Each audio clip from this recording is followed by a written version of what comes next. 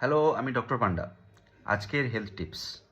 আপনার যদি প্রায়ই খুব ক্লান্তি লাগে কিংবা মনে হয় যে কোনো কাজে এনার্জি নেই, তাহলে মোস্ট কমনলি যে কারণটা এর জন্য দায়ী হতে পারে সেটা হচ্ছে ভিটামিন ডি ডেফিসিয়েন্সি।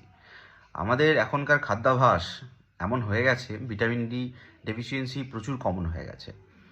অনেকে বলে আমি ভিটামিন ডি খাবার দাবার খাচ্ছি এবং ভিটামিন ডির ওষুধও খাচ্ছি, কিন্তু আমার ভিটামিন ডি লেভেল বাড়ছে না।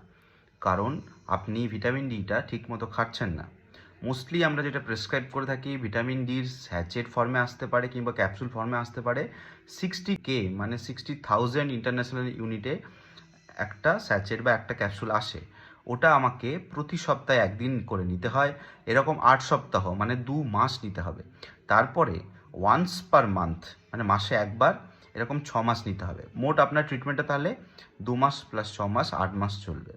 ঠিক আছে? ভিটামিন ডি 60K ইন্টারন্যাশনাল ইউনিটের স্যাচেট আপনাকে তাহলে এরকম প্রতি সপ্তাহে একবার করে 8 সপ্তাহ, তারপরে প্রতি মাসে একবার করে 6 মাস খেতে হবে। তারপরে দেখুন না আপনার ওই টায়ার্ডনেসটা কোথায় যায়, ভ্যানিশ হয়ে যাবে।